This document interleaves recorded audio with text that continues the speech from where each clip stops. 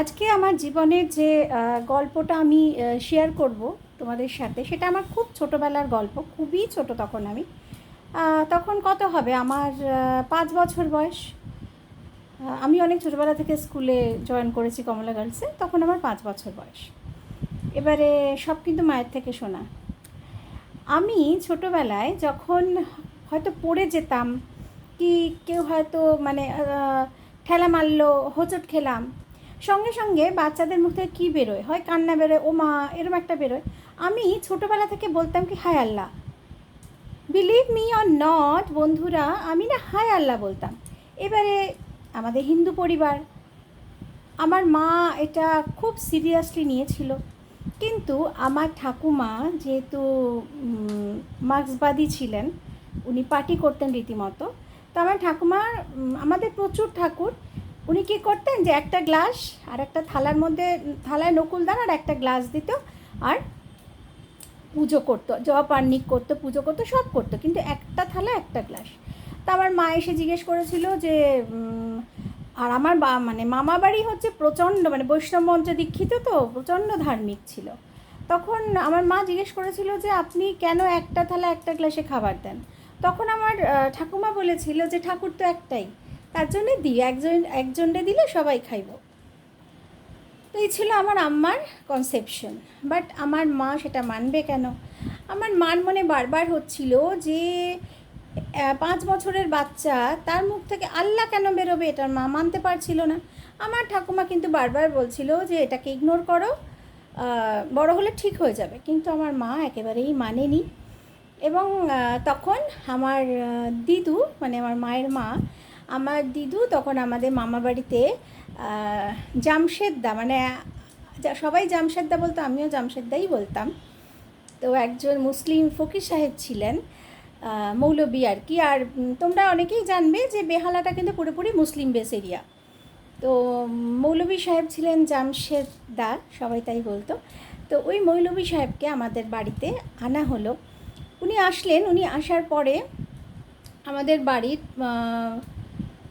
উত্তর পূর্ব কোণে, বা কি উত্তর পশ্চিম কোণে, আমার অতটা এখন ভুলে গেছি আমি। তো ওখানে না একটা মানে ঢিবি ছিল, আর তার ওপর ছিল কাঁঠালি চাপা গাছ, খুব সুন্দর, যে সাদা আর হলুদ যে ফুলগুলো হয়, মানে বেশ, তোমরা দেখেছো কাঁঠালি চাপাকে। তো কাঁঠালি চাপা মানে ফুলের গাছ, তার নিচে ঢিবি হয়ে থাকতো, একটা ঢিবি ছিল। তা সবাই ভাবতো যে গাছের নিচে ঢিবি হয়ে থাকাটা খুব স্বাভাবিক। আর পুরো না সাদা ফুল পড়ে ভরে থাকতো ওই উঁচু অংশটা। সবাই নর্মালি নিয়েছে এলো যে এটা কোনো অসুবিধা নেই, গাছের নিচে থাকতেই পারে। কিন্তু উনি সেই উঁচু অংশটা থেকে একটুখানি মাটি নিয়ে উনি শুকলেন, এবং শুকে বললেন যে এখানে একজন ফকির সাহেব, এখানে একজন ফকির সাহেবকে কবর দেওয়া হয়েছে। আর আমার আমার দাদুর যেখানে বাড়ি ছিল, সেই বিস্তীর্ণ অঞ্চলটা ছিল কবরস্থান। তারপরে যে যার মতো বাংলাদেশ থেকে এসছে, যাকে বলে উদ্বাস্তু, বাংলাদেশ থেকে সবাই সবার মতো জায়গা নিয়ে নিয়েছিল। আমি বলেও ছিলাম অনেক পরে, বাবা দলিল পেয়েছে। তো সেখানে কবরস্থান ছিল। আর তখন প্রাণের তাগিদে কোথায় কবরস্থান, কোথায় কি, ওসব মানে দেখার প্রশ্নই ওঠে না। তখন সবাই তো পেটের ভাতের জন্যে, আশ্রয়ের জন্যে লড়ছে না। তো ওখানে আমার দাদু বাড়ি করেছিল। বাড়ি মানে বেড়ার বাড়ি ছিল, প্রথমে একদিকে কাপড় টাঙানো। আমি বলেছিলাম খুব কষ্ট করেছিল ওরা। তো সেখান থেকে মাটি নিয়ে জামশেদদা বলল যে এখানে ফকির সাহেবের, একজন ফকির সাহেবকে কবর দেওয়া হয়েছে, এবং সেই ফকির সাহেবের ভালো ছায়া, ভালো ভালো মানে আশীর্বাদ এই মেয়েটাকে কিন্তু বারবারই স্পর্শ করছে। আর আমার খুব জ্বর হতো বারবারই, ওই জন্যে আমাকে সব বুবুন ডাকতো, মার বাড়িতে আমাকে বুবুন ডাকে। বুবুন বারবার অসুস্থ হয়ে পড়ছে, কিন্তু উনি খুব ভালো মানুষ, ওর কোনো ক্ষতি করবে না। আর যেহেতু ও বারবার ওখানটাতে যেতাম, আমি খেলতাম, ওনার খুব ভালো লাগতো আমাকে। ওই ফকির সাহেব যাকে যেখানে কবর দেওয়া হয়েছিল, তখন জামশেদদা লবণ, কী সব লবণ না কী সব পড়ে দিয়েছিল, মানে বারবারই পড়ে দিয়েছিল। আর বলেছিল প্রত্যেক মাসে আমাকে ঝাড়াতেই নিয়ে যেতে। মা তো ভীষণ বিশ্বাস করেছিল, আম্মা তো একেবারেই অবিশ্বাস করেছিল। আমার আম্মা বলেছিল যে ভালোবাসা যখন থাকো, মেয়ের কিছু হইব না, তুমি আর যাইতে হইব না। কিন্তু আমার মা যেত, আর আম্মা মাকে কোনো কিছুতে কোনোদিন বাধা দিত না। তো আমার কিন্তু আরেকটা জামশেদদা বলেছিল যে ও আল্লাহ বলে, ইনশাল্লাহ বলে, যা পারে বলে বলুক, কারণ ও ওই ফকির সাহেবের খুব স্নেহের পাত্রী, ও যা পারে বলে বলুক, ওকে তোমরা কখনো বাধা দেবে না। তারপরে তার ফলে যেটা হয়েছিল যে আমার মা ইচ্ছা থাকলেও কিছুতে বাধা দিত না আমাকে, আমার ওই আল্লাহ ব্যাপারটা রয়ে গেছিলো। ইভেন এখনও কোনো কিছু হলে, কিছু একটা হলে বলে হায় আল্লাহ এরম বলি আমি। আমার বাড়ি যে কাজের লোকজন আসে বা যে এসে অনেকে পরিচিত হয়ে যায়, প্রথম প্রথম বলতো যে ও বৌদি তুমি এরকম বলো কেন গো, আমি জানি না, আমি ছোটো থেকে বলি।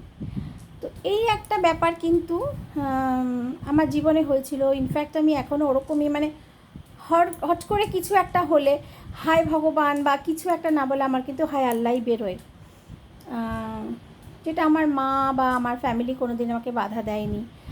আর তারপরে তো বাবা তো বহু বছর পর, মানে 11 সালে বাবা ওই জায়গাটা বিক্রি করে, সব কিছু বিক্রি করে বাবা আবার তো প্রপারে বাড়ি করলো গাঙ্গুলি বাগানে। ওখানে তো এখন প্রমোটিং হয়ে গেছে, বাট খুব কষ্ট হয়েছে আমার। বাবা যখন বাড়ি বিক্রি করছে, প্রমোটিং দিয়ে দিচ্ছে, তখন খুব কষ্ট হয়েছে। এবং ওই কষ্টটা আমি আমার বাবার কাছে এখনও বলি যে আমি কিন্তু তোমাকে ক্ষমা করতে পারবো না, কোনো দিন না। কারণ আমার নিজের বাড়ি তো নিজের বাড়িই হয়।